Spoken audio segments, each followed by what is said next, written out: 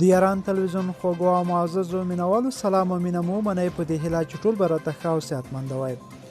ملګرو، د افغانستان کرکټ ملي لوبډلې تکړه لوبغاړی مجیب الرحمن بیا نړیوال ریکارډ جوړ کړ. ملګرو، مجیب الرحمن څه کړي دي په همدغه ویډیو کې معلومات درکوو. خو د مجیب الرحمن مینوال ضرور همدغه ویډیو تر پایه سره وګورئ، لایک او زموږ ګران ټي ویډیو چینل سبسکرایب کړئ.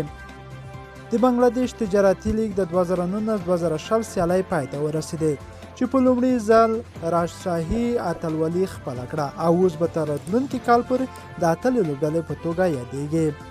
د بنگلادیش تجارتي لیګ کې د نورو لوبغاړو ترڅنګ یو شمېر افغان لوبغاړي هم ولوبېدل چې ځینې پکې ښه وځلېدل چې په هغوی کې هم یو مجیب الرحمن و چې د بنگلادیش تجارتي لیګ ختمېدو نه مخکې استرالیا ته لاړ او هلته په بیګ باش تجارتي لیګ کې لوبېږي. تازه کرکټپو د بنگلادیش تجارتي لیګ د ټولو لوبغاړو څخه یوه غوره لوبډله جوړه کړې چې په دغه لوبډله کې افغان ورو توپ اچوونکی مجیب الرحمن هم شامل دی.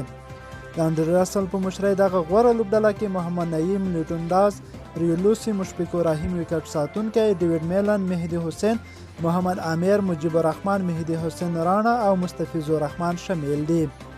مجیب الرحمن چې د بنگلادیش تجارتي لیګ کې د کومیلا لوبډلې سره لوبېده، هغه د 15.06 په اکانومۍ سره 15 ویکټې ترلاسه کړې.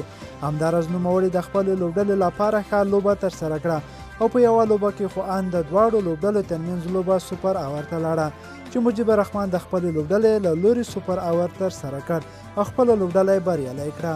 په دغه لوبه کې مجیب الرحمن 4 لوبغاړي وسوځول چې د لوبې د غوره لوبغاړي جایزه هم ترلاسه کړه. د بنگلادیش تجارتي لیګ کې محمد نعیم 309.50، لیټونډاز 455، ریولوسو 495، مشفق الرحیم 401، ډیوډ میلن 444، انډر راسل 225 منډې او 14 ویکټې هم ترلاسه کړي دي.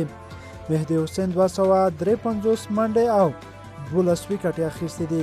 همدا امیر شل، مهدي حسین ران او مستفیض الرحمن هم 20 ویکټې ترلاسه کړي دي.